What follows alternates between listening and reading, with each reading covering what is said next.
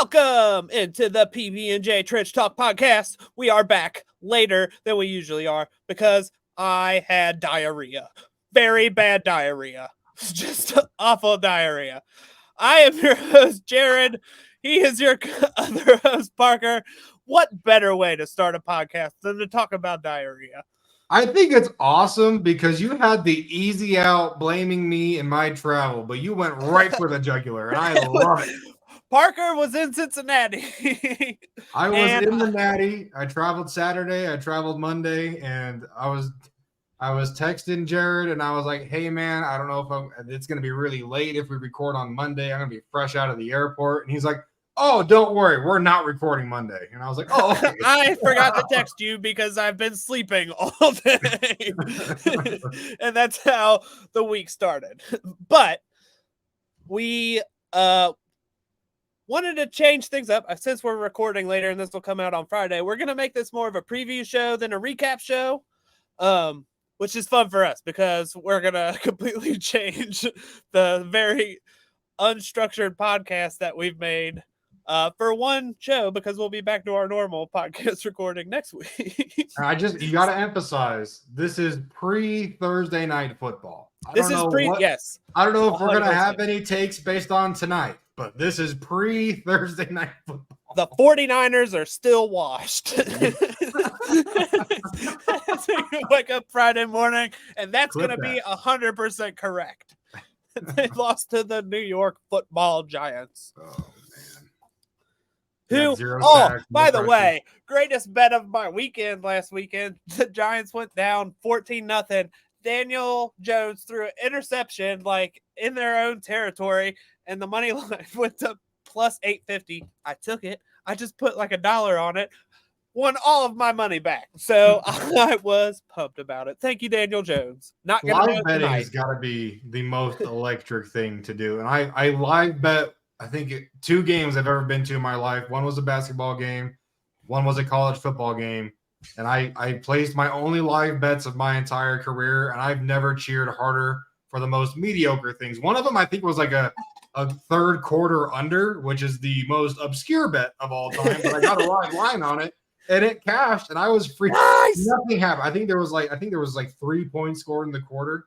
And I was jumping up and down in my seat with a second left in the third quarter of a blowout. And everyone around me was like, "What are you doing?" Did you do it at Iowa State? Oh, it was Utah, Southern Utah, so it was much worse. Oh my gosh! How dare you? That seems like blasphemy. I took the over. Overall, the whole game, and the way the game was going, I'm like, oh, yeah, I'm taking the third quarter under just for fun. And there was like half the stadium was empty, and I'm sitting there jumping in my seat, and everyone's like, what the hell are you so excited about? I'm like, oh, because I just made. Let's start with my big gambling win also that happened, and I called it. Go Gators. Go Gators. Florida money line. Let's do it. This week, I'm taking another Florida money line. This time, it is not in the state of Florida, so I'm a little worried about it. But we're going UCF money line against Kansas State. Kansas State just lost to Mizzou. UCF, first Big 12 game. Let's go, baby. Let's go, Golden Knights. They don't have a cool hand thing to do, but I would do it. Do they have they've got to have something. You've got to have something. They unsheathe the swords.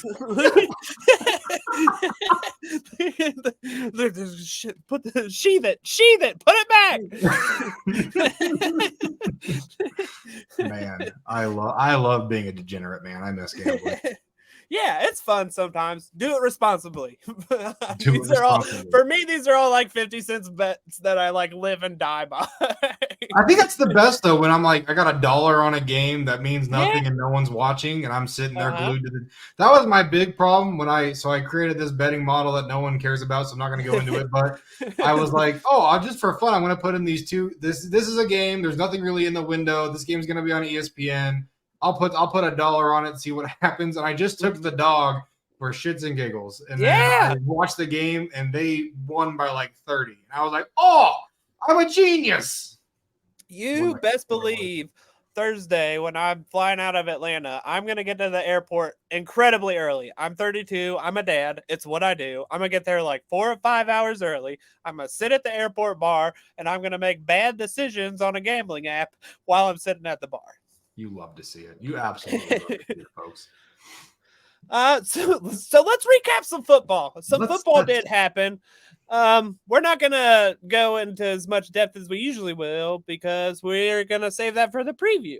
Because I feel like we learned a lot week 2 in the NFL, and we definitely solidified some opinions in college football in week 3 of college football. We're moving into week 4 here. Or week 5, depending on where you play. Yeah, I just have some quick notes. The Minnesota Trenches stink. They got freaking worked on Thursday Night Football against the Eagles, who are incredible. Great job, Eagles. There was a drive, and I was just listening to the New Heights podcast. Jason Kelsey even admitted it. I was sitting there listening. I was watching. I was like, I think they have not thrown the football this entire drive. He was like, there was a drive. We ran 13 inside zone runs in a row, and it was awesome. And I was like, hell yeah, it was. Yeah. Fucking awesome. Ground and pond. Yeah, poor Minnesota. I mean, they're very thin at the offensive line already, and their depth is showing. And the same with the interior of their defensive line. They just don't have any dudes there. They had Jaquella Roy, who's on my shadow team, didn't play him a single snap, and he's like a nose tackle. He could have been so useful in that game, and he got 0 snaps. I don't know if he's injured or anything. I'm not that into everybody's roster, but I thought they would be a little more stout on the interior, and they're not coming together yet. Man, Roy has been one of the most frustrating additions to my shadow team. This is is your first year too, right? This is both of our rookie years in the shadow leagues. Yep. Ivan Pace, though, not a trench guy, but my favorite pick of the draft as a UDFA. I love that our whole shadow league is like Bengals fans. So they're all like Cincinnati adjacent. So almost you'll go through all the tabs on our shadow team, and you'll see everybody has the Ivan Pace like 86 PFF score next to his name, and you're like, oh yeah, that's so brother. Cool. I got lucky with Henry To'o. I didn't realize he went to Houston. I for some reason I thought he was like a Tennessee Titan or something. So I was happy he's been showing up for that. But that's random. That's so not trenches related at all. The linebackers on the shadow team. That's where I've learned that being an O-line guy. I'm an O-line heavy guy, offense guy. My best draftability is apparently defensive backs and linebackers. So yeah, don't ever ask me for D-line advice apparently, because that's been a disaster. But I drafted 2 offensive linemen who have 0 snaps, and then I have 3 UDFAs that also have 0 snaps. So as evaluators, not doing so great on the offensive line. So we're in this league with a bunch of people. Some of them have been doing it for forever. Me and Jared are new. I did not draft a quarterback this year. And I, was like, I'm just doing this for fun. I'll get a quarterback. We're not going to talk about my call anyway. Wasn't excited about any. I know Jared was a big Anthony Richardson guy, and I hear that's working out decently. I got him on my shadow team. I picked 3rd. I love that. So I drafted 5 offensive linemen and no quarterback, but I have Bijan Robinson. So we don't need a quarterback. We're going to direct snap to Bijan every play. That's all you need, brother. That's all you need. That overhead shot of him running is incredible. Oh, dude. So good. I wish you could just watch a football game like that. Dude, the camera, every week they come up with a new one for him, and I love it. Yeah. Anyway, that wasn't related to Minnesota at all. No. we went from Jaquella Roy to shadow team to Cincinnati to all kinds of stuff. We'll get back to it, but no, I'm going to steal your thunder here. But I've been very excited to watch this Chargers O-line unit because I was big on Zion. Slater was, I think, my OT 1 or 2 in that class, and they're next to each other now, and that's fun to watch. Corey Lindsey looks like he's in midseason form too. He looks phenomenal. Just there, you can tell they're still gelling. They're still learning the offense. They're still coming together. And they played Mauler Tennessee front. And we said before the season started, or We said it last week, I think, not before the season Same started. thing.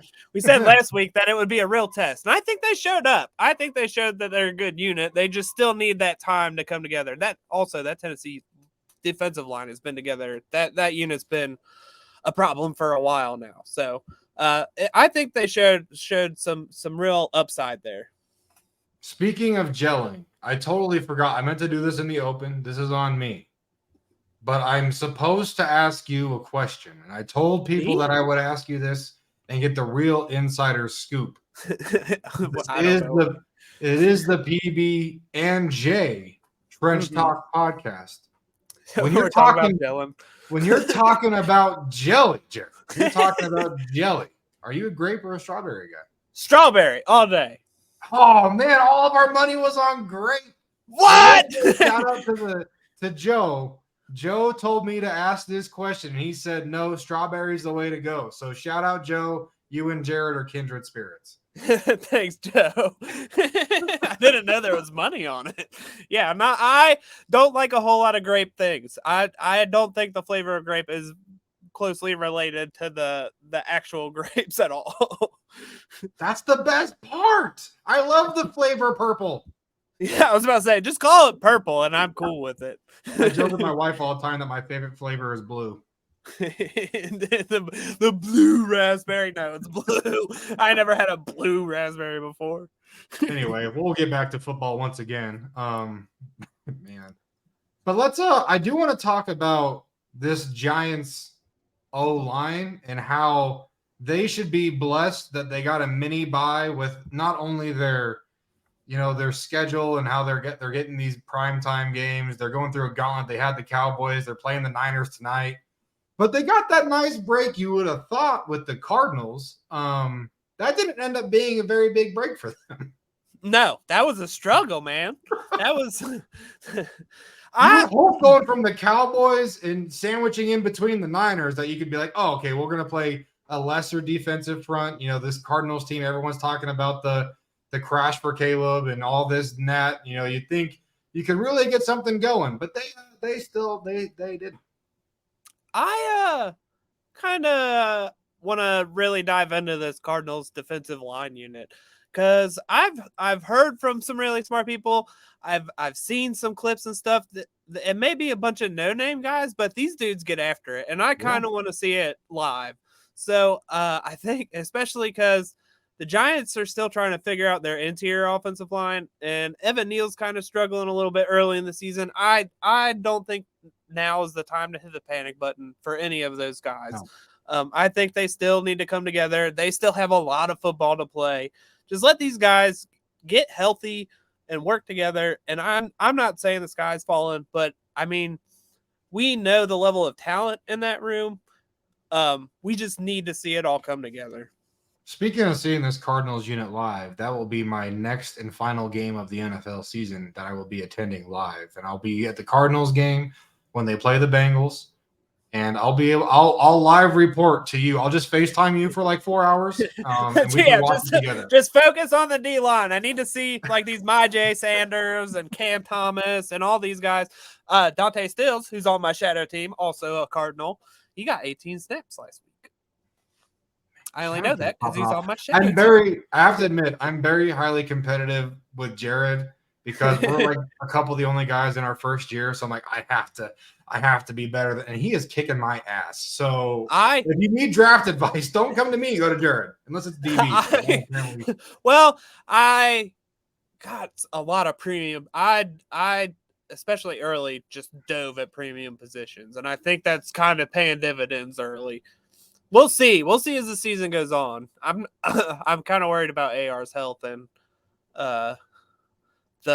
my edges are struggling to acclimate to NFL size, I think. Playing the line. But I do want to shout out. Speaking of defensive lines, I do want to shout out. Shout out to you. I want to shout out 2 units from last week. The Dolphins, they look fun. I know they had ups and downs against New England, but I think that throughout the first 2 games of the season. They're showing that they're a really good unit. Also, the Commanders' defensive line, I don't think we hyped them up enough when we did our preview. Those dudes look dominant. They are just whooping ass. Chase Young looks nice and fresh. Just Allen and Payne and all those dudes they have on the interior and the rotation. It's causing problems, and it is very obvious. And I'm really excited to watch them this year. Man, I was so high on the Miami D line. I was so close to placing like futures bets on like Jalen Phillips, and I really wish I would have. Yeah.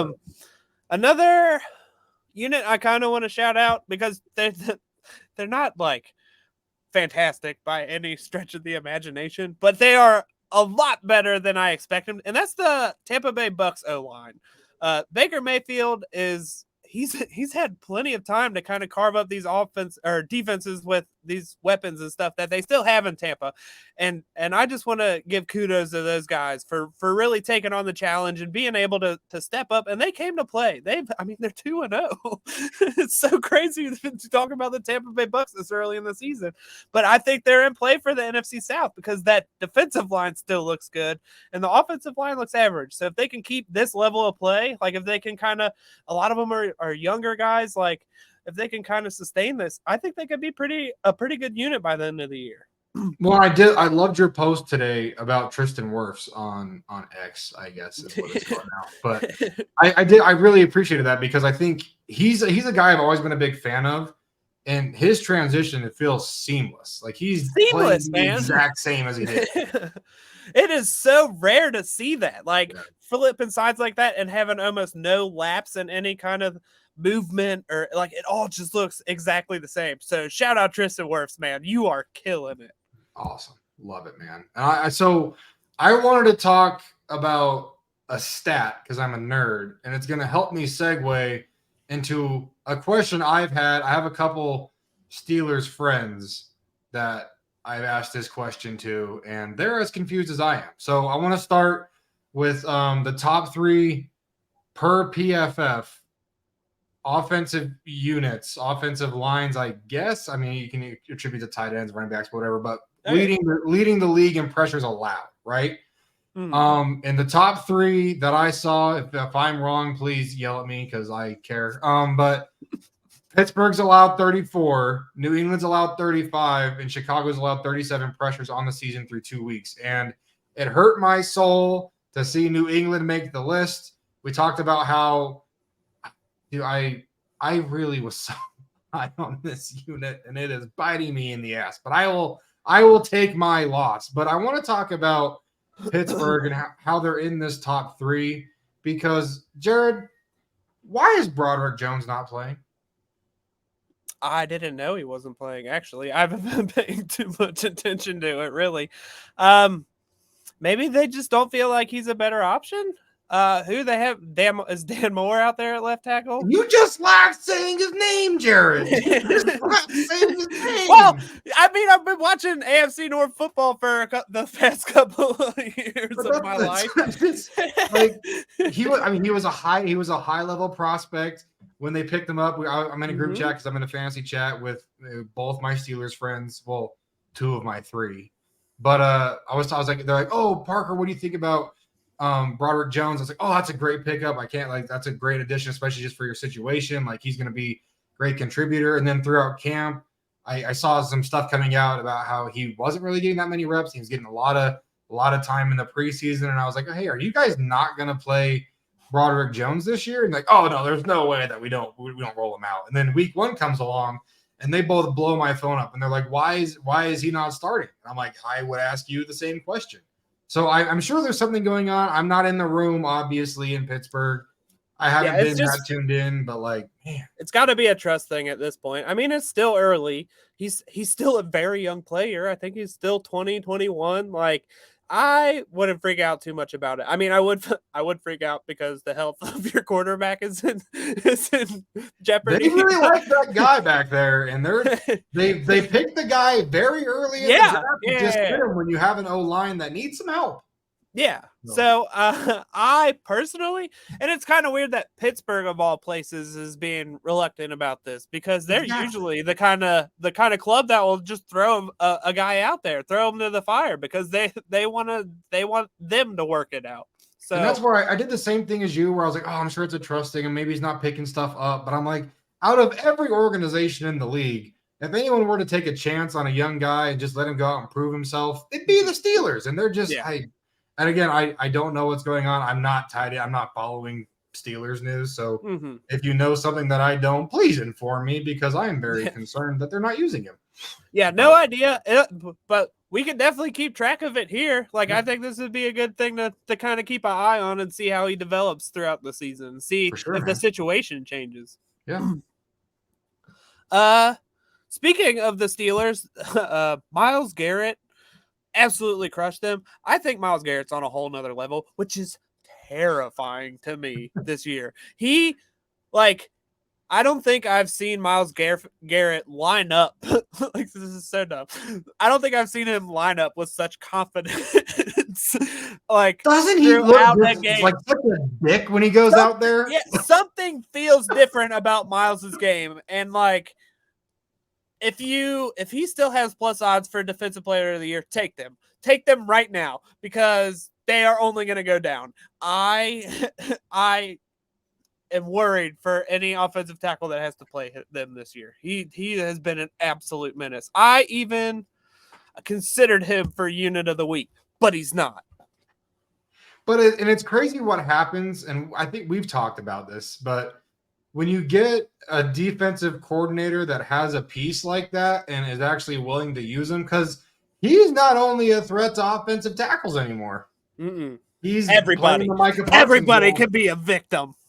These pass rushes are rated E for everybody, and everybody gets the smoke. It's that is a good unit. It's such a good unit. I think by the end of the year we're talking that they're probably top 3 if they can stay healthy. Like they have been so fun to watch. And I hate saying that about any Browns unit, any of them.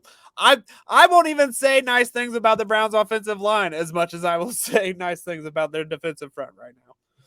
But it's and I love their offensive line. It's a fantastic unit. I'm not trying to say anything negative about that, but I don't like saying nice things about the Browns.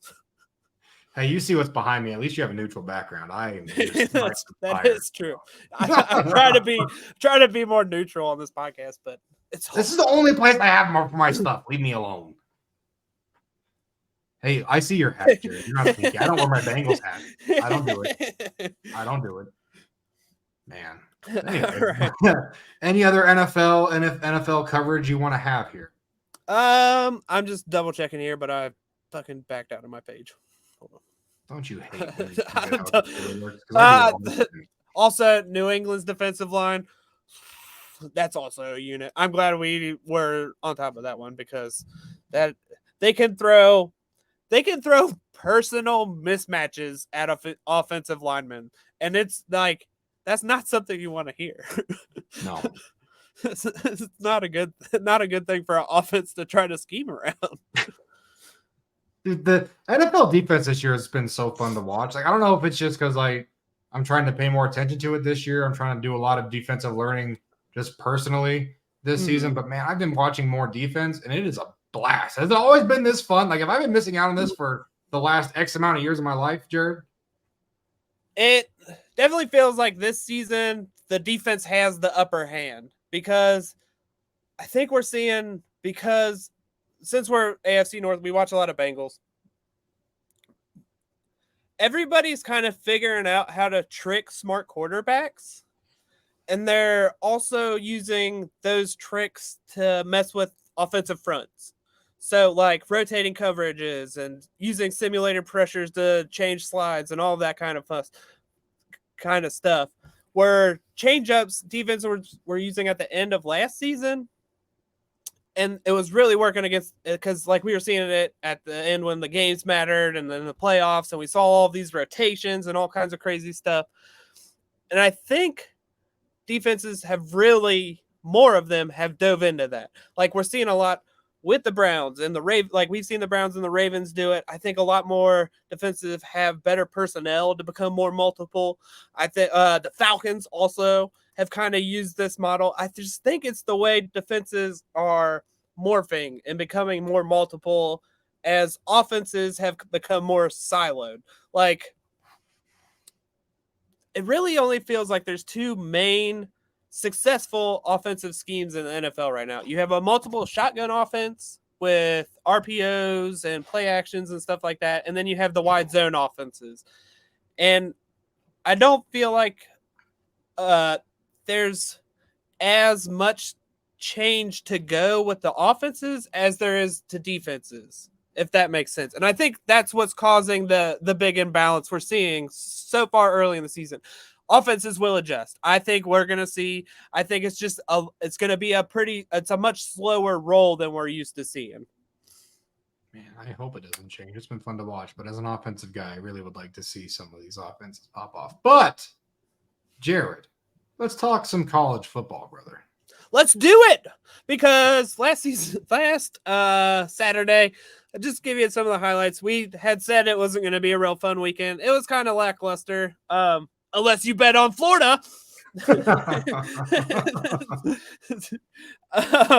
Penn State, Illinois had 2 first-rounders in it. That was in the early slate. Olu Fashanu, left tackle for Penn State. He's going to be a top 5 pick. I think you're going to have 3 quarterbacks, Marvin Harrison Jr. and Olu Fashanu. Those are going to be some semblance of the first top 5 picks of the NFL draft next year. We're going to mark this. We're going to save it. We're going to clip it. We're going to say today is, what is today? September 21st, 2023. And I'm saying the first 5 picks of the NFL draft are 3 quarterbacks, Olu Fashanu and Marvin Harrison Jr.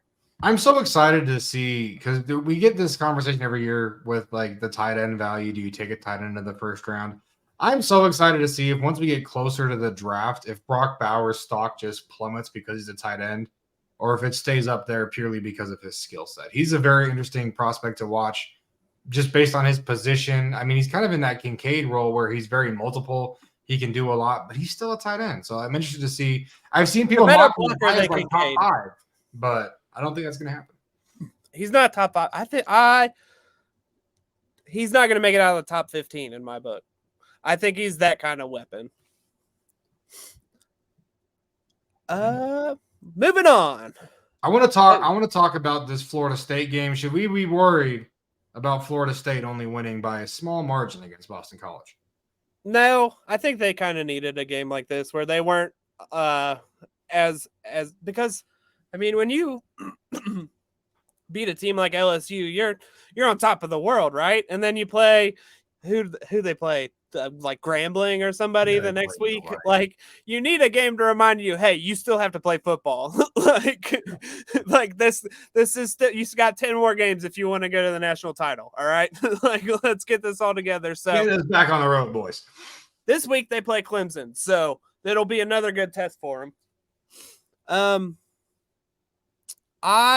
Let's see. I wrote in the notes LSU got right since I mentioned LSU. That looked like more of the LSU team we expected against Mississippi State last week. I don't think Bama. We'll learn a lot about Bama this week because they play Ole Miss. So we'll talk about that one a little bit more in depth because I'm really excited about that game. I think that's going to be a fun matchup.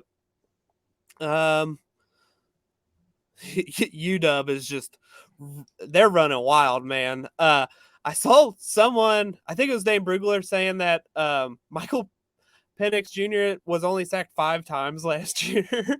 I don't think enough people are giving. Is that good? That's a good stat. You know me, not much of a stat guy. That's a pretty good stat.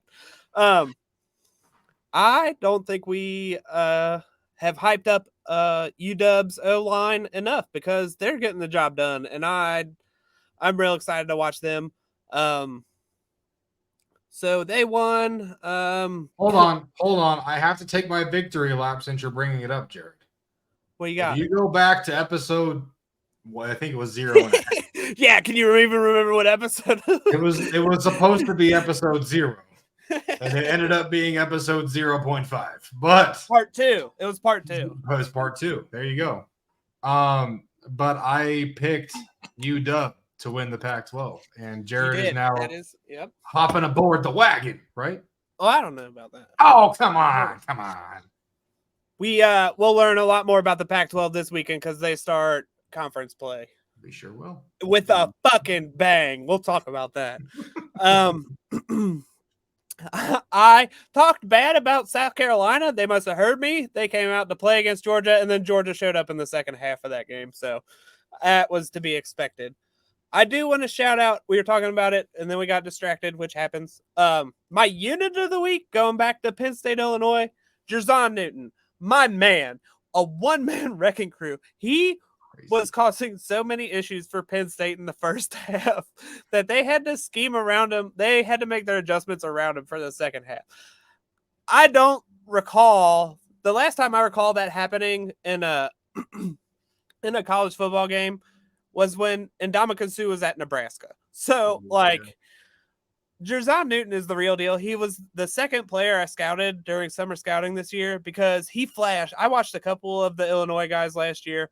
He flashed so much. I couldn't ignore him. I don't do this when I put my watch list. Like, I just I hear names and I'll go, well, I'll download the film and I'll watch him, or I'll get the film and I'll watch him.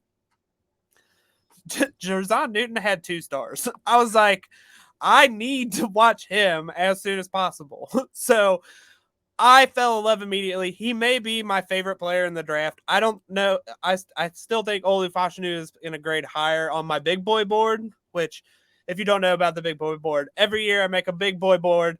It has the past 2 years, it has over 100 Trench players scouted with Twitter threads and breakdowns and all that fun stuff. I wouldn't be surprised if Jerzon Newton is a top 2 big boy on my board next year. You have Olu and Newton over Joe Alt, huh? Oh yeah. I have watch Newton. I'm in a weird place right now. I can't update any of my summer scouting because I don't have any new film. It probably won't show up until the middle of October. That's how it works every year. Every year that I've done this. Let me rephrase that. I haven't been doing this forever. Well, that's good to know because I've been waiting because this is my first year. I'm really trying to. Yeah, I know a lot of people get impatient, but college film is just slower to trickle out than NFL film, but just because it's not as easily accessible. So I'll start updating in October, especially the top guys that I want to watch. And then guys that I hear about, but middle of October is really when I start getting into draft prep. So you heard it here first. Blow up Jared's notifications. That draft guy Jared with all of the guys that he needs to watch first. I can pull up my watch list later. They don't need to do that. It's already 200. It's 200 prospects strong, and I deleted all of my tight ends because I'm not doing tight ends this year. Because tight ends aren't real linemen, Jared. That's why. They're honorary linemen. And I thought I did pretty good. Like last year, I think I got most of the tight ends in order, like how they were drafted after Dalton Kincaid, because he was not my tight end one, I don't think. I have such a hard time with tight ends because just like, so I have, no one cares, but I'm trying to learn how to watch receivers so I can rank these guys better. And I've given up. That's why I gave up on tight ends. I'm like, you know what? I'm going to stick to what I know-ish and watch Trench play. I'm great. I feel like I'm a good O-line evaluator, and it's just I'll toot my own horn and be wrong. That's fine. But D-line's hard for me, and I want to put more time into like learning about the D-line and having Jared teach me what a good prospect looks like this year. So I'm just going to focus on the D-line and O-line this year, just like you, buddy. The D-line. The trick is you want the big, strong ones. Oh, I was looking at the small, weak one. Got to rearrange my list. The big, strong guys are the guys that you want on your team. That's my secret. That's the secret sauce. That's why I look for. Anyway. All right. Any other college football recap, Jared?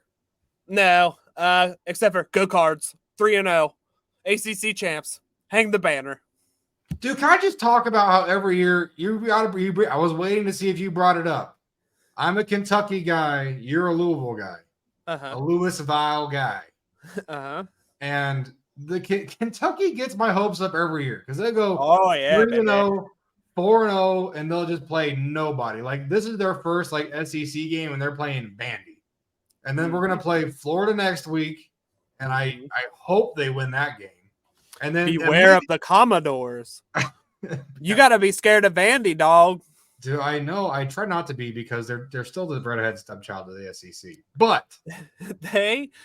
your Cats cut it way too close with EKU a couple of weeks ago. Remind me, man. We're 3-0. It counts. All right. Just like the NFL, we're undefeated. Doesn't matter how we got here. We're undefeated.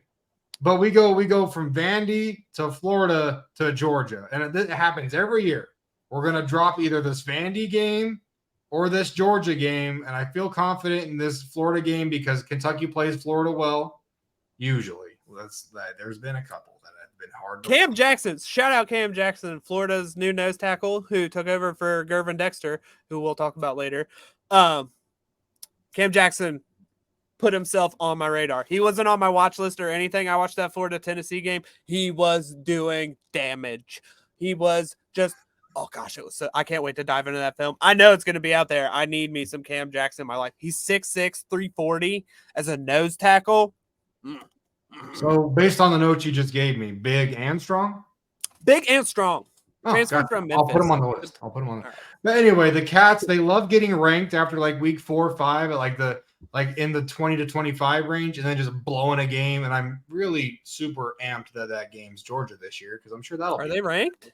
Is Kentucky They're not yet. Like I said, I think if they can pull off this Vandy game and they can be competitive and try and edge out a win over Florida, they'll end up getting ranked probably 25, 24, and then they'll go get dominated by Georgia, and that's when the season falls off the rails. Last year, I think it was A&M knocked them off, gave them their first loss, and they lost like 3 in a row. And I was like, oh, this is awesome. Love it, guys. You're doing great. But anyway, I think it was Ole Miss. I think Ole Miss beat Kentucky last year, and that's when things started going downhill. Because Will Levis got he broke his hand or something in that game. Do you remember that? There was like that picture, and his pinky was like over here. Oh, so yeah. I knew it was either Ole Miss or A&M, and I swore it was A&M because I was pissed off. Anyway, it doesn't matter. No one cares. But anyway, I just wanted to. I hate that they always give themselves like 3 cupcake games to get to 3-0. Then they play like a softer, like real school. You could say I'm a small school advocate, so I love me anyway. But they always do this every year, and I'm like, oh, the Cats could do it this year, and then they, it'll happen. Just watch. Anyway, let's move into NFL preview because this is going to be. We've already ran like 40 minutes of preview that, as we said, was going to take no time at all. Let's get into some preview for this weekend. And then I have a film room, which I'm super excited about because I told Parker nothing about it and I sprung it on him because I was sick and I did build it up while I was sick. So at least I was a little productive. I like the surprise film rooms. I can't lie. I told people about them. I'm like, I love that I get to come into this podcast and Jared's like, we're doing a film room. I don't even ask because I'm just like, you know what? I can't wait to be excited. Yeah, you'll love this one. I know you will because I'm not even going to say it because I feel like it's going to give it away. We're not going to do it. My favorite part is I get to be really excited and I want to tell you and I want to give you hints, but I can't. I'm not going to do that. I'm not going to give you hints. Anyway, NFL preview. Let's go. All right. Games I'm excited about. Falcons Lions. This is the Draft Guide Jared Bowl of the year. We had Seahawks Lions last week, which we were both pumped about, but Falcons, I have been hyping the Falcons. Let's go Falcons. It's going to be the first real test for this Lions defensive line, so I'm real excited to see them against this Atlanta front, and I'm really excited to see Bijan against these linebackers. I think that's a fun matchup. And then with a side note, Vaitai and Decker are both on the Lions injury report for this week, so their depth is getting tested pretty early. So this Falcons front is stout, like defensive front is stout. So that's going to be a pretty fun matchup. I think that's going to be a slobber knocker of game because I feel like both of those coaches are stubborn enough to just run the ball the entire game. Stubborn and gritty. Yep. Yeah. I hope it's like a 12-15, just like Rocky, like traded blows in the fourth quarter. Like I hope it's. I am so excited for that game for some reason. Another game, a lot of young players, trench players in the Texans Jags game. Nick Broker, who I said was on my shadow team, he plays for the Texans now, and he might start because they keep getting injured. So that's exciting. Trayvon Walker, you have Luke Fortner, Anton Harrison versus Will Anderson. That's going to be fun, and was an absolute mouthful there. So I'm happy I got through that without getting tongue tied. So I think that's a fun game for younger players. Bills O-line versus the Commanders D-line. I think this is a fun matchup because it's going to be a real, like the Bills have played the Jets. So they've already been punched in the mouth. I am excited to see how they come out against this Washington front. I think this is going to be a battle. I think that both of these teams want to prove something in the trenches. So it's also going to be a slobber knocker, but also with Josh Allen just throwing bombs behind them. As Josh Allen does. And I do want to throw in, everyone knew I was high on the Patriots O-line, and that's gone as it's gone. And I was very excited to watch. I've been a big fan. Maybe it was just the hard knocks of it all, but I've been excited about this Jets defensive front seven, and especially their trench play. And I'm just, as a fan, and I'm invested in both of these teams just a little bit because I like the personnel they have. I was excited about the Patriots unit. I was excited about the Jets unit. Excited to watch that game. It's a divisional game. They always get weird. It's going to be that's a fun one for me to watch. Had to mention it. Had to get it out there. Yeah, and I thought New England played pretty well against the Miami front. Yeah, we talked last week about how they had no interior offensive line, but against Miami they had no tackles. They were starting Vidarian Lowe, which cracks me up because he's one of those prospects where I tried to find a back end, a guy that'll be a starter. And I pegged Vidarian Lowe, who went as a UDFA to the Vikings, and now he's starting for the Patriots. And I was like, oh, that's fun. That's not how I expected that to go, but at least I'm right. Can we just talk about how this Patriots O-line loves proving us wrong week in and week out? They just love, oh, these guys said that. We're going to do the exact opposite of that. We're going to. Yeah. At least it's a well-coached unit. Correct. They can still run the football. I think some of their runs were very impressive against Miami on Sunday night. So I'm with you. I think that's a fun matchup. Hopefully they can just get healthy and come back as the unit that we wanted to see going into the season. Correct. You're telling me, buddy, I can't eat this L for 18 weeks straight. You're gonna. I sure am. I can already feel it. I have Titans Browns. That one is more offensive line of the Browns versus the defensive line for the Titans because nobody wants to watch the Titans defensive line, and they got to go against Myles Garrett and offensive line. Yeah. Nobody wants to watch Titans defensive line. But I think the Browns offensive line and the Titans defensive line is a really good matchup. I think that's going to be one that'll. I don't know if it's going to be. Oh man, Nick Chubb being hurt kind of sucks now that I'm thinking about it. It's not going to be as fun now that they're not going to try and pound the rock. No, they are not. Speaking of just units, sorry, do you have any? Sorry, go on. Good. Oh. Anyway, I didn't know that was going to happen. I didn't either. Anyway, so I'm excited about. So I've seen a lot of jokes about this Pittsburgh and Raiders game, and I think they're very warranted. But I'm excited because I'm a big fan of Max Crosby. Love watching him. I think this Raiders front's always exciting to watch. Their defensive front finds a way, whether they're healthy, whether they have a lack of talent, whatever it might be. They always find a way to be competitive with every offensive line they play against for the most part. And we all know what the Pittsburgh front seven looks like on defense. And so we can kind of avoid the O-lines because I think it's just going to be a defensive. That's another game that's going to be 6-9. It's going to be nice. Anyway, take the under. Take the under in that game for sure. And then my last note, because I saw Brandon Thorne shouting him out, and he was one of my biggest draft crushes last year. Gervin Dexter, I am very excited to watch him against the Chiefs interior offensive line, one of the best interiors. There may be a Gervin Dexter film room coming soon. Today? That'll be the hint. I may end up watching this game outside of Sunday. I love And that's all I've got for NFL preview. We got to talk about tonight's game a little bit because this 49ers defense is about to eat. But that's all I have. Yeah. I don't know. I don't know, man. Well, Saquon's hurt, isn't it? Isn't he? Yeah. I don't recommend watching this game if you have something better to do. Well, if you're like me, you don't, so you'll be there.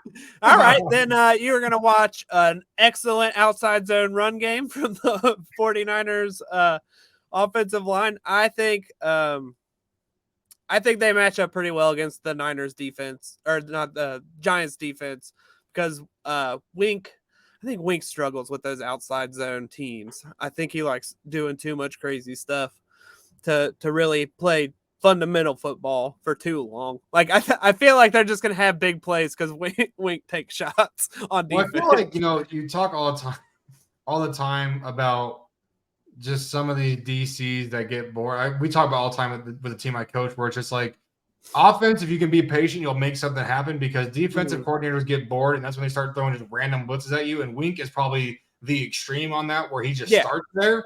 And then he gets bored of throwing blitzes at you, so he throws weird blitzes at you. And I really wonder if he just has just a list of plays, like possible coverages and all that stuff, and then he has this little corner. It's all his cover zero packages, and he just sits there for 20 seconds, at the big plays, and then he's just side-eyeing the cover zero all the time. I don't know. I bet he could get home this time. I bet it. But as a guy that likes watching quality Trents play, I'll always show up to watch Nick Bosa and Trent Williams. You will not get me off of that. I will always be there. Yeah, must-see television, those two. Correct. So yeah, that's an NFL preview. I kind of like previewing. I feel like it's a little shorter and sweeter. We just get to pick the things we're excited to talk about. Correct. We don't get to talk about how we're wrong, and that's why I like preview. Yeah, that's what Monday's for. That's what Monday's for. But college football preview, since you took all my games, I'll let you kick it off, Jared. Let's do it. Week 4. It really looks like the best week of college football so far. Because a lot of teams are getting into conference play. So let's start with the Pac-12 because they're the most exciting, because their conference has 8 ranked teams and there's 6 of them are playing each other. You have Colorado, Oregon, which the shit talk is already going on, which I love. I love that Dion has brought this to the Pac-12. It is. I just love that pure Colorado entertainment. That's all I'm saying. It's just beautiful entertainment. I just like that he's brought the college back into college football, because it was always very button up, professional. It's a business. But Dion's no. This is a bunch of college kids that are probably not going to go anywhere outside of a handful of them across the board. Let's have some fun with this thing. And I just love the energy he's brought to college football overall. And I think it's great for college football when it's been. And I love all the other, the opposing coaches feeding off of it. They're just yeah, let's do this. I'm sick of hearing about it. Let's go. I love it, man. So, my eyes are going to be glued to the television for Colorado, Oregon.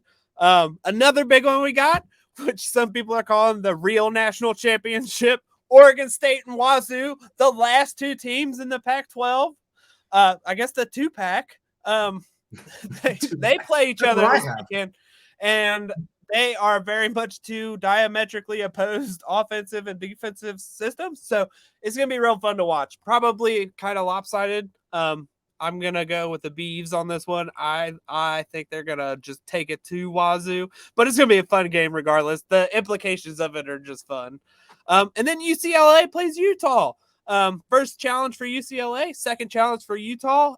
There are rumblings that Cam Rising is coming back for this game. So could be electric. I don't know if it's a night game, but it should be good. I'm really excited for the Pac-12 slate this weekend. Man, I'm just glad the Pac-12 is finally good again, because football out here has been hard to watch for quite some time. Except the past 4 weeks. It's been electric. Except the past 4 weeks and they changed it this year where now you're getting the 10 o'clock kickoff for a lot of these Pac-12 games, which is 8 o'clock my time. So that is prime time football, and I get to watch the teams that I know. Yeah, it's excellent. I feel like there's so as much as like the conferences and all of that stuff are shifting and NIL, like I feel like college football is more available to watch than ever before. And that's the fun. Like I feel like you can sit down and watch like 10 games on Saturday now. It's so great. All right, let's move on. My Saturday looking for games anymore, and it's a blast. Right, you just turn on the TV and it's like, bam, college football. Yep, it's right here. You're like, I don't want college football. They're like, too bad, college football. You're getting it, and you're gonna like it. Let's go to the next biggest game of the week. Well, not the next biggest. It's the biggest. It's probably the biggest game of the week. Let's go to Ohio State and Notre Dame. At Notre Dame, 2 top 10 teams. Are they top 10? I'm calling Notre Dame a top 10. I don't care. They should be. If they're not, they should be. Correct. Tennessee was 11 last week, and everybody knew that was a joke. Love the AP. Go Gators.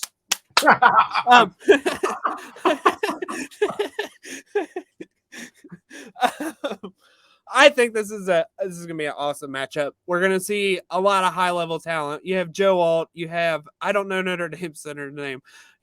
I've seen so many times like people post Joe Alt clips, but I'm watching the center just like bury dudes. It's like, oh, this is awesome. The whole unit's good. I'm excited to see. Yeah, I'm excited to see them against a very good Ohio State front with Michael Hall, JT Tuimoloau, Jack Sawyer. Like those are all high level athletes. So it's going to be a fun game.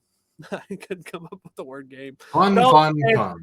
When Ohio State's on offense, you can switch it. I don't think Notre Dame's probably not going to stop them. And it's probably not going to be very exciting. Notre Dame's not going to stop them, and Ohio State's going to try their best not to score. I mean, unless they do the thing they did last week and just throw it to their best player, that works. I don't know why they're so opposed to doing that. It's so frustrating to watch. It's the one thing you can do. It's the button you have. Push it. It's college football. It's not rocket science. Push the big red button. Yeah, that's I think that's all. I have a couple more. This weekend is ridiculous, man. I can't read, Jared. Give me a minute. We mentioned Florida State Clemson this week because it's it's a good game for Florida State to prove they should still be a playoff team. Clemson's dangerous, not their offense. Their defense is still pretty dangerous. They have a lot of high level talent on that side of the ball that can make plays.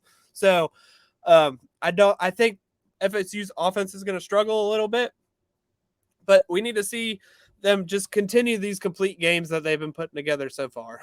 And then Bama Ole Miss, the SEC matchup of the week. Bama's been struggling. I don't know what to think right now. Because Texas came out last week and struggled with Wyoming. Maybe Wyoming's just really good and has the 2 best losses in college. Or no, they beat Texas Tech. They beat Texas Tech. They beat Texas Tech. In the Patrick Mahomes Josh Allen Bowl. That's true. But Texas struggled against Wyoming and Alabama struggled against USF. So it'll be fun to see how these teams respond. Ole Miss played. Who did Ole Miss play? They played an SEC game. Who'd they beat? Hold on. I'm going to look at it. I'm on it. Okay. Ole Miss thumped somebody, and it was somebody I didn't really expect them to thump. So I think this could either be a coming out party for Ole Miss. Yeah. Georgia Tech? Yeah, Georgia Tech's sneaky good. Don't let people talk down about Georgia Tech. I was just clarifying. I'm just clarifying. They're not sneaky good, but they're feisty. Georgia Tech's feisty, and Ole Miss really put they gave them the business in the second half. So I think Ole Miss can really establish themselves as a SEC West contender with a big win against Alabama. So that'll be a really fun game to watch. Not so much for I think it'll help kind of solidify the hierarchy of the West right now. Also, uh, I shouted out BYU and Arkansas as being the best game last year or last week. I didn't expect it to go to overtime, and I kind of expected Arkansas to win, but I really thought Arkansas was going to be better than that. I thought maybe based on the first couple of games of the year, they might sneak into that conversation, and now I'm not so sure about that. That was a fun game to watch, man. That was one of the few games I was able to watch this last weekend. I watched like the halfway through the third quarter on, and I was like, what have I tuned into here? Yeah, it got wild. I was 4-channeling it, so I was very it was one where I had like left the audio on that one, and I was like, oh wow, oh wow. Are we getting down with the sickness all of a sudden? Wow. All right. Speaking of BYU, do you want to do the film room? Oh no, wait, did Kingsley. I did Kingsley. Wow. It was funny. Was it week 0? Did they play week 0? It was the first BYU game of the season when they played Sam Houston. And that's what they played, right? Yeah. And I turned it on. It was late at night. I turned it on. I was in bed with my wife. And she's like, why are we watching this awful football game? And I'm like, I am merely here to watch one player and one player only. And she's like, this. And I ended up falling asleep. And I wake up in the morning and she's like, I was stuck all night. I couldn't find the remote. And I was watching this awful football game. And I'm like, you're welcome. You are watching this guy. You were watching big number 78. Yes. He's playing on the left side this year, right? He is. Also, we need to update our last film room. We talked about Brandon Coleman possibly moving to guard. He's already gone ahead and done that. He pulled a Nick Broker from last year. He's already moved inside. He knows where the NFL wants him. So he's taken a year, his senior year, to translate his game to the inside. Gonna dive in as soon as I get any TCU film. I'm excited to see it. I'm glad we kind of called that when we did the film room. Look at us go. It's almost like we know something sometimes. Right. Florida and guards. That's what we specialize in here. Yeah. Florida and guards. And Osiris Torrance wasn't our jam. How does that make sense? Anyway. Let's not gonna touch that one. But we got to let our audio listeners know the video's not going to pop up for you. Oh yeah, I'm gonna have to cut this part out. Yeah, I'm just so excited to spring this on you. So we gave you the spoiler. Now go on YouTube and actually watch this how you should anyway, and watch our beautiful faces talk football, so you can watch some Kingsley. Yeah, exactly. So I'm gonna do some awkward hand waving for the video watchers For the cut. That's where we cut the video, so I can cut all this stuff out. So ignore my hand waving earlier, Jared. I got to throw that in here. I don't know. I had a stroke earlier, but no, mind me. I knew what you're doing, but it's funnier if we both do it. This is Kingsley Suamataya for the uninitiated, number 78. He is Panay and Noah Sewell's cousin, and he did play for Oregon.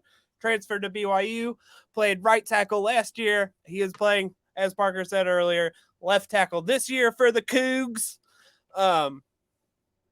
Just a big guy. He's 6'6", 6'7", 330 pounds.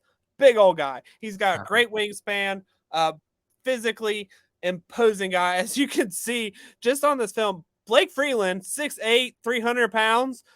You can see the size difference just between these two guys. So he is a unit. So let's get into this. Last year, this is the third game of the season against Oregon. Third start, you can tell. He had he was very leany, definitely struggled with games and stunts and passing them off. There'd be times where he stopped his feet and he would have issues collecting himself. So a lot of new starter issues, not so much physical issues or anything crazy like that, just technical stuff from this Oregon game. But you also got to see some of his natural physical attributes, which we'll show you here in this clip.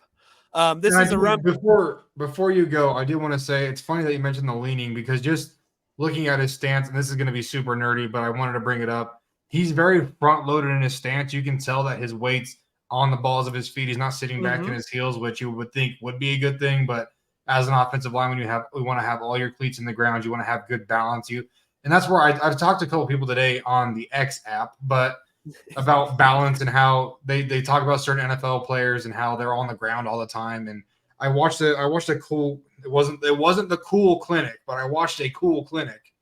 I'm trying to remember where it was and who did it, but they were talking about, it was about evaluating, because I wanted to be better at evaluating this year and yada yada yada. But they talked about how one of the key things you want to watch for, and I bring it up all the time now, is balance. And that's not coordination like you think, balancing on a tightrope, balancing your day-to-day life, but it's balancing your weight distribution, especially balancing through your punch and through contact and through a drive. And so you're not flailing all over the place. You're not falling down all the time. You see a lot in college football where some of these guys will roll like every other play. They're on the ground rolling around. And just looking at his stance, I knew this was going to be a lean, heavy guy just because he's very front-loaded. I wanted to get that. I guarantee he's hand-heavy, and I bet he uses his face a lot, which means it's going to be very fun to watch him just put dudes in the ground. So carry on. Yeah. Kind of piggyback off of that, one thing I try not to knock dudes too much, especially evaluating college guys, is their stance. They are so varied. They are asked to do so many sets. Correct. Like, you will almost never see a good stance in college. From high school to college, you're asked to do like 10 times more. And that's why you see a lot of weird stances. And it's guys that just look awkward because their coach is telling them to do this to be more powerful, be more athletic out of their stance. And they're not used to it. They have to change. Maybe they're flipping sides. Maybe they're changing positions. And you see a lot of college guys. I mean, you can watch any college game, and I guarantee at least 2, if not 3, of the front 5 will look very awkward in their stance. And that's just, that comes with college football, folks. Yep. So, BYU zone heavy scheme, run a lot of short game, stuff like that. So we're not going to be able to glean too much from their passing game. So a lot of these clips, I try to get as much, especially later in the season. I'll show you. But this is the best rep from this Oregon game, and it's outside zone to the left. So it's a backside run, and just this is fun stuff. Oh, just run it. Oh, just take him. It's always like, I know, like, he doesn't complete the reach, which is, in my book, it's fine. Especially like you were saying, he's kind of leaning and stuff in his stance, and his get off that rep is here. We'll just, oh gosh, I hate how slow this goes, because like that whip there is how fast I usually go. But you can see he's laid off the ball here. And you can see he's got to shift so much of his weight to that outside foot, and he just can't get there in time. But I love that he does the outside zone thing, and it's like, block him where you find him, and it's like, and he just takes this dude to the fucking grocery store. Well, that's the thing to see with a lot of these power guys that are in these zone schemes, because again, you don't pick your scheme when you're picking a college, I'm sure. And so as you see, he's more of a mauler. He's probably going to be a big mauler in the league with that frame. He's not going to be the athletic guy that can cut it off and rip that backside hand through. But grabbing that armpit, grabbing that backside hip, and taking him across the field, that's where you get the really fun cutback lanes, and you see jump cuts out of your running back that just bust for 60 yards. And it's fun though. And I knew when you said it was wide zone and he was the backside, that is the play we were going to get. And it's so fun to watch a lineman just bring a DN with them across the width of the field. Yeah, the only thing I would like to see a little bit different when he's in this situation, and this is just an experience thing, he'll do this in the league, he'll figure this part out, is to reset that backside hand and to put it on his hip so he can drive. Yeah, so like, it's the little things like that like he does this. He shifts this dude. Like, you can see him torque him at the end of this. Like, it takes so much strength. Because that guy he's not letting you take him. Like, he's right. He's trying to shed over the top. He knows what you're doing now. You're in him. He's trying to come back over the top, and just being able to just ragdoll that guy this is a strong dude, man. This is a strong dude. You said something about athleticism. I think you should have held off on that take until we got a little further down the road. I'm gonna tell you right now, there's 3 screen clips in this Hey, I never said he wasn't athletic. I just said he wasn't he's not gonna be like these undersized tackles or like a Blake Freeland that's got a leaner frame that's running everywhere. Mm-hmm. You can be big and powerful and still be a mover. Don't get me wrong. I was not saying that. Yeah. So this is 5 or 6 games past the Oregon game. There was a pretty big gap in my film that I was able to get for this. But this is later on. Look at his stance already. Look how much more evenly it's distributed. Yeah. You can already tell his hands are ready. I don't like hands on the knees, but it's better than some of the stuff you see. I don't know who it was, but there's a guy that crosses his hands over his leg. I want to say it's Patrick Paul, but he crosses his hands on his knees, and that's how Lane Johnson style, because Lane's got both hands on the knee, on one knee. He does it on both, but the guy I'm talking about, I need to find the clips, but he does it on both legs, and it drove me absolutely insane. I couldn't watch it I watched it for 5 minutes. I was like, I can't do this anymore. Like dead snapping centers, bro. It's like dead snapping centers. Oh, look at him go. Oh, yeah. Yes. There's, like I said, there's 3 of these clips. Every single one of them is him crushing a defensive back. He covers so much ground so quickly. He already moves so much better out of that stance. You can tell he figured it out and he feels a lot more comfortable in that stance. Yeah. Dude, here's a crazy punch. this is one of the few normal pass sets I could get. So, and as you saw, he has very nimble feet. He is very quick and he will jump set a lot. I don't know. I've seen this a lot with right tackles. I don't know if it's more of a right tackle thing or if it's just more of a college thing, but I see it a lot with college right tackles. But he jump sets a lot. So this one, I like that he did it. He set, and then he found his spot. He settled into a spot real quick because he has chip help. So he gets the chip help, and then the power to do that to the guy, and it fucked him all up. Look at him tumble back like he's coming home from the bar, man. Just whoa, man, whoa. But I love that readjustment off the chip, where I don't know if you can go slower to the chip, but bringing that inside hand right back into the armpit, where that was my next point. Yes. You'll see in a lot of guys in the NFL when they get that chip help, they have a hard time finding where that guy is and getting. Or they'll just hang on and it's a hold. Yep, and that's where you get in a lot of bad situations, and he's able to let himself separate, reposition his body, and give a nice solid punch right to the armpit. And that's how. Go ahead. You can see him gather here. Yeah. So he gathers himself here, plants that left foot. And then you can see him winding up that right foot for the punch. Well, it's crazy with him because he's not delivering a full hook punch with that inside hand. He's placing it on it and he's extending through. Again, this is a very strong. That's why I love watching him. I love watching, like Jared talked about earlier, like we joked about earlier, big and strong, right? But you love seeing a tackle or any lineman that can just get hands on a guy and throw them with just pure extension. They're not bringing that punch. They're just tossing them. That clip is there because that strength is rare. That doesn't pop on everybody's film. Correct. That is the really fun stuff. He just lock off. Snatch. Yeah, I was trying to remember what this one was. It gets called a holding, but first of all, this is a one-handed block. I was gonna say he doesn't use.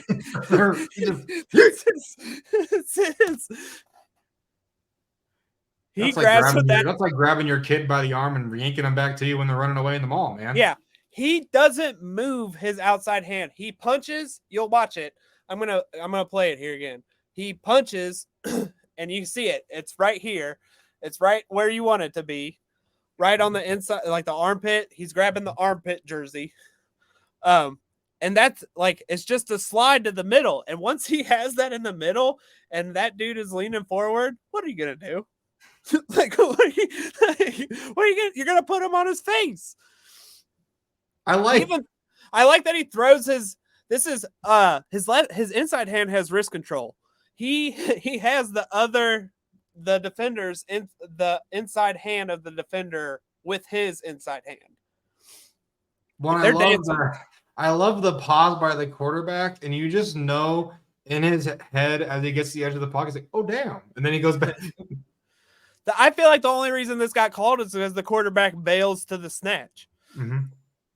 Like, he gets away with this all day because I bet this ref isn't even paying attention if he, like, first of all, hits whoever's open over here. Well, look, I mean, you got the guy across anyway. You got this guy, you got this guy. Throw the fucking ball. And you can avoid the holding call. But this fucking guy. Fuck that guy. I usually don't talk shit about the rest, but fuck that guy. That's a good snatch. That's a good snatch, baby. Come on. Snatch trap. This one, I did this one because this is another athletic feat that is like a tiny little inkling that gives me a bigger idea of his overall athleticism. This is a slide. I think this is a slide to the left, what they end up calling here. So you have 1, 2, 3, 4, 5, 6 on the line here. One of these guys over here is going to drop out, but you see he is working inside out. This guy here drops. So he takes a step in, and then he's got to get this 9 out here, which we know is really hard to recover from. It's hard to just get to the 9 in general, let alone when you're setting inside and getting back out there. Just FYI. Yeah. So I wanted to give that context before, because you don't see much of the step inside, and you don't really get the idea of the slide without the end zone angle.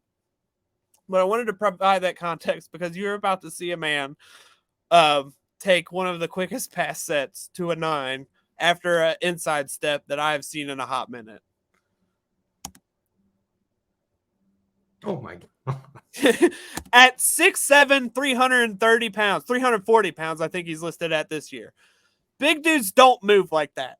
Well, just watch him teleport off the post. Like, he's step inside checking and bam, I'm out here. That's like, that's crazy. And especially that. And he doesn't even, like, the craziest part is he doesn't even need to move that fast. His wingspan is so ridiculous. Like, he could DeJuan Jones this and stick his arm out there and just get the guy around the arc. But no, he makes the intentional point to make sure he is in front of the guy. No, I'm going to punch you in the face and you're going to like it.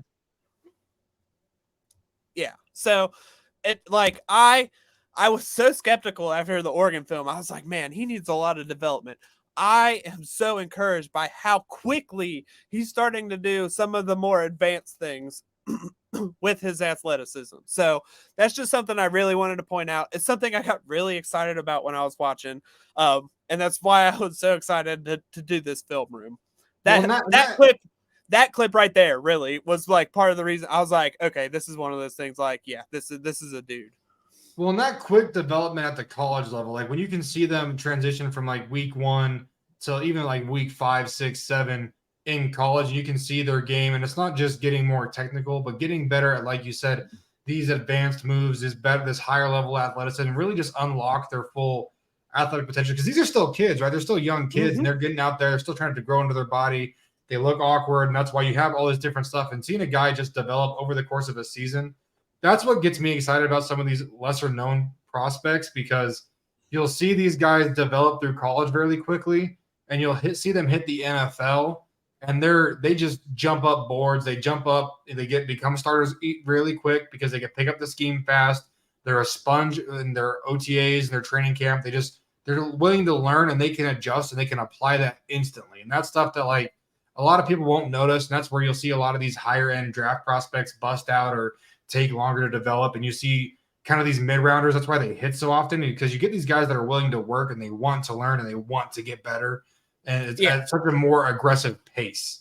It's the reason I watch game film chronologically. I like to see that progression over time, over like the course of a season, because you can have bad games and whatnot, and I don't want to knock anybody for that. But if I can see like continuous growth, like consistency start to pick up throughout a season, that's something I'm way more interested than high and flash plays, but also games where they like a player will disappear for 2 whole games.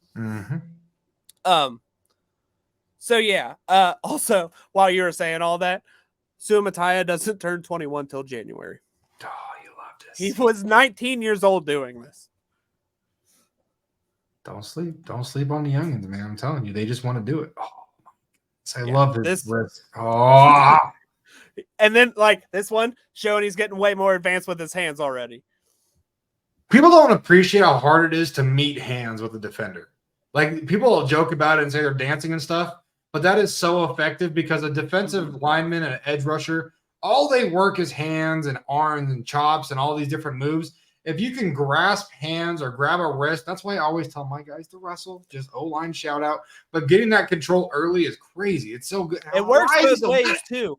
Will Anderson's tape from Alabama, it is littered with him grabbing offensive linemen's wrists and like pushing them up.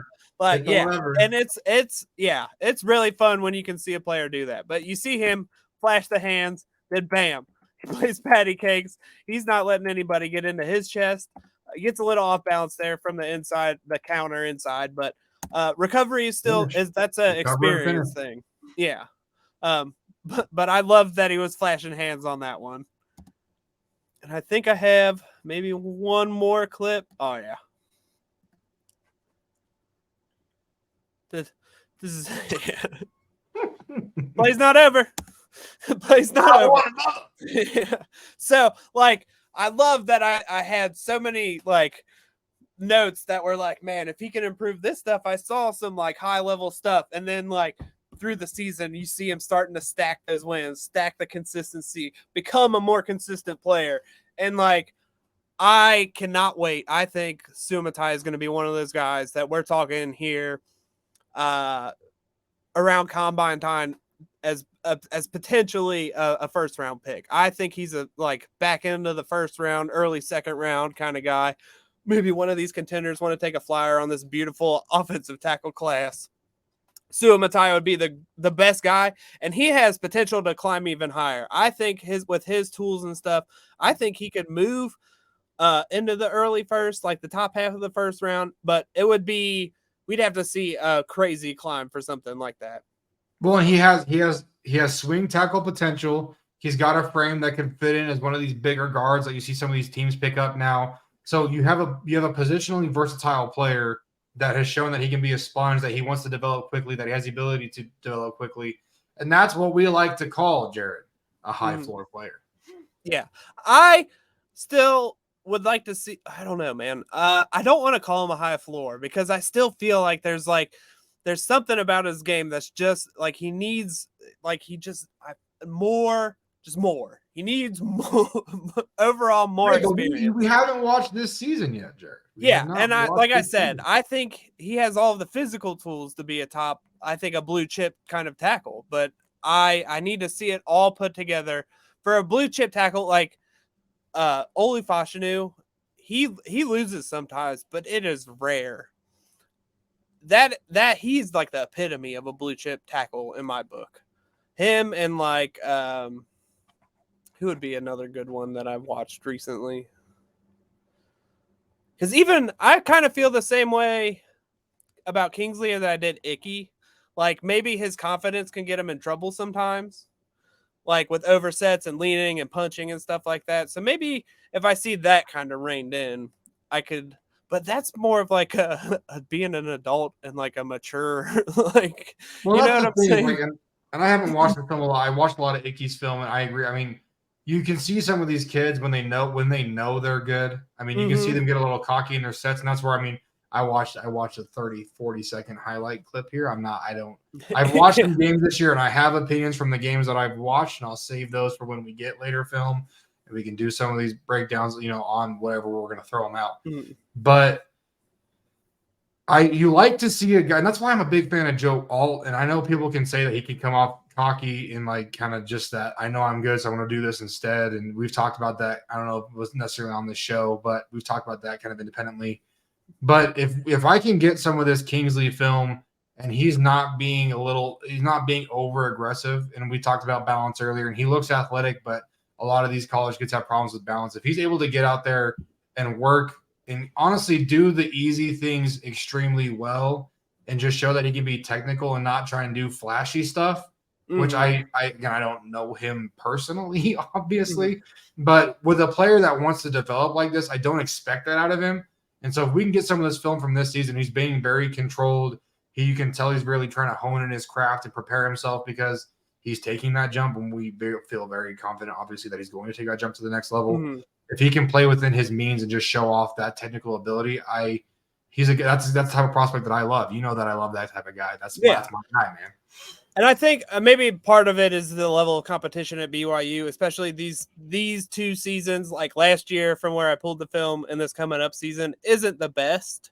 So maybe he's not eligible for any all-star circuit or anything. So it's like, we're not going to see him against top level competition until he's playing against top level competition. Yep. And that's always going to make me pump the brakes. And I think that's probably what I was trying to convey earlier, but couldn't get it out. Is he a Shrine Bowl candidate? No, those are all they have to be like graduating class. So I think I'm trying to learn more about the bowl games. I love watching those things, man. And now I found a way to get some Senior Bowl practice footage last year. Now I'm all amped up about it this year. Oh yeah, it sounds awesome. But yeah, all right. Man, so that was my film, man. It got me excited for another guy, man. Yeah.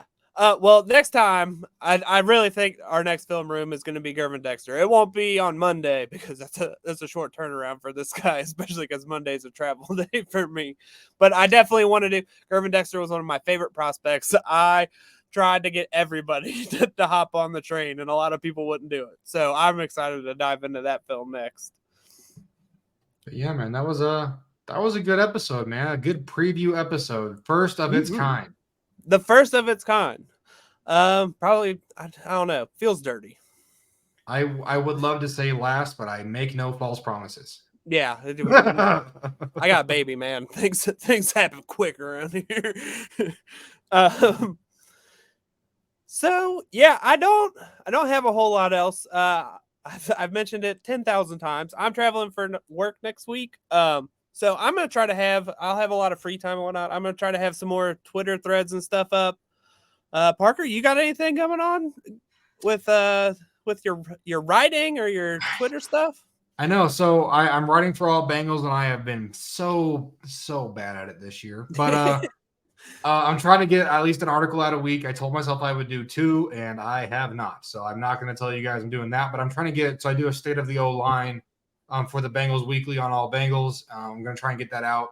I was supposed to write it tonight, and I'm going to tell you right now that's not going to happen. So I'm going to try to write it tomorrow morning. Hopefully it comes out. They play Monday, so coming out Saturday, Sunday is not a bad thing. You got an extra day. I got an extra day. So I do Just watch some college football, write your article. Exactly. The wife works on Saturdays. I got time. Yeah.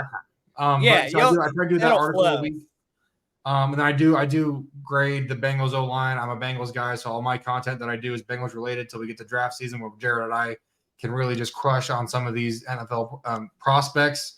But I grade the Bengals O-line kind of PFF style where I watch every single play, grade every player on how I think they executed their play, and I post grades, post them on my Twitter at ParkerBlake6060. But yeah, so right there if you're watching. It's right there. If you're watching it like you should be. It's right like there. It should be, because there's more than just audio content that we make. But yeah, I throw out some clips, some breakdowns, some grades, some articles. I it's like doing O-line content. I do it for the Bengals because I watch them the most. But I do. Man. My next thread is loaded up. I'm doing JT Tuimoloau. So, and another thing about my thread, like I'm kind of I don't know if I mentioned it while we were recording or not, but like we're in that weird space where I don't really have new film yet. So I don't really want to dive too much into last year's stuff. Because I did that last year with Anton Harrison because there wasn't a lot of Oklahoma film. So I was like stuck on this take. Like I don't know, man. He moves well. He doesn't move people very well and all this stuff. And then, like, I got, like, 2 games, like, 2 weeks before the draft. And I was like, oh, man, I got to backtrack a lot of shit talking. Man, have you ever plugged your threads on here, Jared? Because your threads are the lifeblood of my in NFL season scouting. Because, like you talked about, film's hard to come by. It's kind of the first year I'm really diving into. I'm trying to keep pace with Jared, which is never going to happen. But I'm trying to get ahead of some of these prospects. And I love your threads because they help me build my board preliminarily and kind of, well, allegedly, gotta throw that in. But allegedly, because my board is not looking good right now. But anyway, your threads are awesome and they really help me out. I know people love them. Have you plugged them at all, man? Because they're awesome. I haven't. If you follow me on at Draft Guy, I don't know why I'm doing this hand motion. If you follow me at Draft Guy Jared here, Italian. If you follow me there, I like to sprinkle some threads of draft prospects during the football season. I like to talk my shit. I like to let people know who's good before everybody else lets you know who's good. And then it builds at the end of college football season. I drop my watch list. So all of the players that I've watched, I throw it up on the internet. The big boy board goes away, which is my pin tweet if you want to see all of my threads from last year. Yeah, I'll drop my watch list and it'll have all of this draft class players and threads linked to it. And then I'll build my big board up until the draft. I'll keep updating my watch list, keep doing my threads, all of that fun stuff. And then I drop my big board the week before the draft. My favorite thing to do during draft season is I'll see people talk about trench prospects and maybe I know a little bit about them and I'll try and share that when I see it. But my favorite thing to do is people will say, oh, have you heard of this guy? Or they'll tag me and say, hey, have you watched this prospect? What do you think about this prospect? And all I'll do is say, Jared, do the thing. And he'll pull up a thread from like August. And I'm like, that's my guy right there. I'm like, I've never heard of this player, but Jared's already got a whole thread on him. So he gets in it deep. And I refer to him a lot when it comes to draft season because he's in it and loves college football. Not that I don't, but he's grinding, man. That's why. If you think about it this way, this is my favorite way to think about it because I really do try to watch my goal every year is to watch as many as humanly possible. And it's not easy. Like it can take 3 or 4 hours to watch one player sometimes, but like my favorite thing to do, shit, I forgot where I was going. I just had the biggest brain fart. Where was I going? Help me. Your favorite thing to do is when these guys are really good because you're great at scouting them and you say, I don't know, Jared, I'm really trying. Oh, man. Oh, jeez. Oh, jeez, Rick. Oh, jeez. Yeah, I like scouting players. He likes watching college football prospects, and he's damn good at it. And you should give him his flowers now because I promise you, the guy that's going to be. I remember where I was going with that point. We're good. We're back on track. Not enough time. There's 257 draft picks. I probably watch half of that in trench players every year. So if you think about that, I watch more than half of the offensive linemen and defensive linemen that get drafted every year. So I've really only like just come to this realization, like because I'm like, man, I only watched like 140 trench players this past year, and then like half of my big boy board goes undrafted. I'm like, how come nobody picked this guy? He had like a 5th round grade on it. That was my favorite part about last season. I think is I hit the triple digits barely. I think with my own big boy rankings, and then I got to like day 7 of the draft, and I'm like, is no one looking at the guy that's like 78th on my board? Are you kidding me? Like, why he played for Eastern Tennessee State, and nobody else watch him? Come on, guys! Are you even an NFL scout? What are you doing out here? I love it because I joked all the time last season because that was the first season I really did it. I was just like.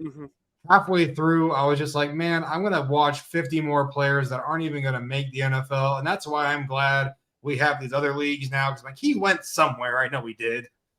My favorite thing, they've been better about it the past couple of years. But like when you watch the second day of the draft, like towards the end, like some of the teams start picking players, like you can tell the analysts haven't watched.